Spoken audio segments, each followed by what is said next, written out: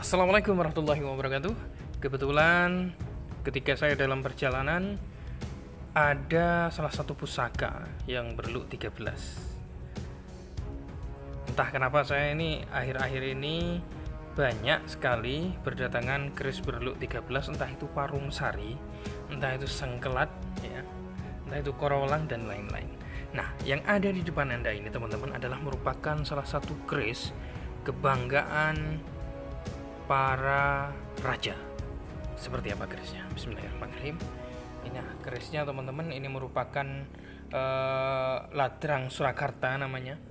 Ya, gaya pada warangka ini adalah ladrang Surakarta. Nah, seperti apa kerisnya? Bismillahirrahmanirrahim. Coba akan saya buka teman-teman. Jadi ini adalah keris sengkelat teman-teman ya. Jadi berluk 13 dengan ricikan sebagai berikut, yaitu ada kembang kacang, ada jalen, dan juga ada lambe gajah, ada sogokan rangkap, ada serawean, ada tikel alis, di sini ada greneng. Luknya ada 13 sehingga disebut dengan keris sengkelat dapurnya. Nah, dapur sengkelat ini sebetulnya bukan hanya para golongan ini ya, pekeris ya yang mengenalnya, tapi orang masyarakat awam pun banyak yang mengetahui nama keris ini teman-teman.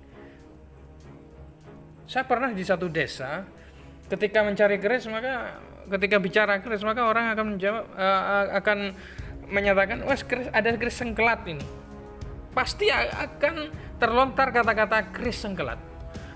Kenapa seperti itu? Karena begitu masyhur daripada fakta sejarahnya teman-teman. Ya, daripada historisnya sangat panjang sekali. Ada beberapa versi, ya, ada beberapa versi cerita. Sehingga yang mendekati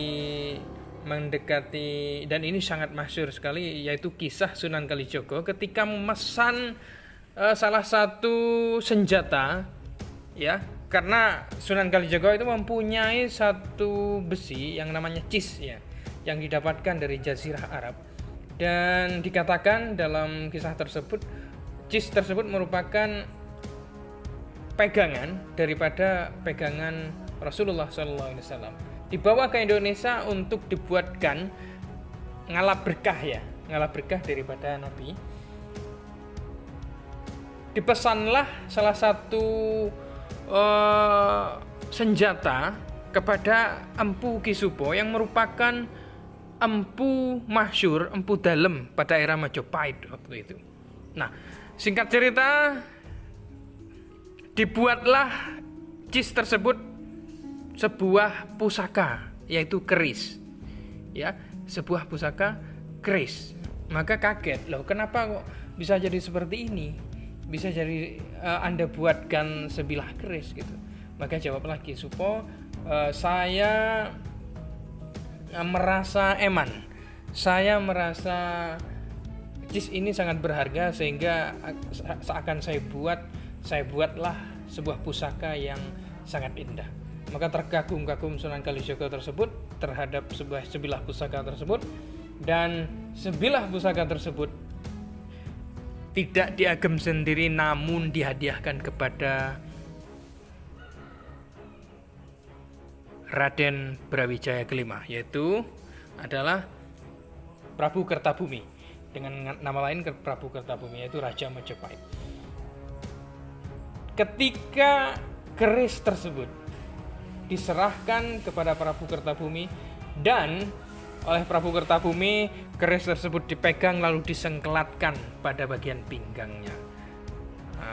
Awal mula nama itu dicetuskan dan terkenal dengan nama sengkelat dari situ teman-teman sekalian.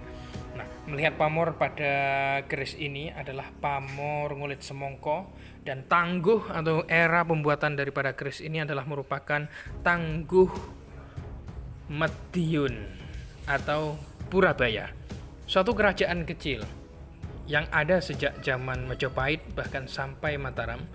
Bahkan dulu Mataram pernah menyerang kerajaan ini, kerajaan Purabaya ini, yaitu pada Panembahan Senopati ya. Pada waktu Panembahan Senopati itu 2 kali menyerang, tapi 2 kali itu gagal teman-teman. Karena begitu kuatnya pasukan-pasukan Purabaya, yang secara esoteris memang keris-kerisnya, langgamnya memang mengedepankan sisi esoteris.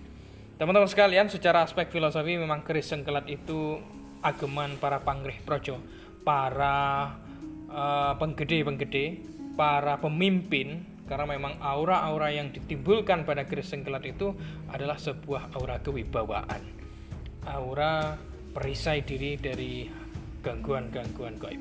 Inilah teman-teman sekalian persembahan dari saya Haris Buruan hari ini, yaitu keris sengkelat bertangguh Purabaya atau Madiun sekitar abad ke-16. Wassalamualaikum warahmatullahi wabarakatuh. Salam budaya merdeka.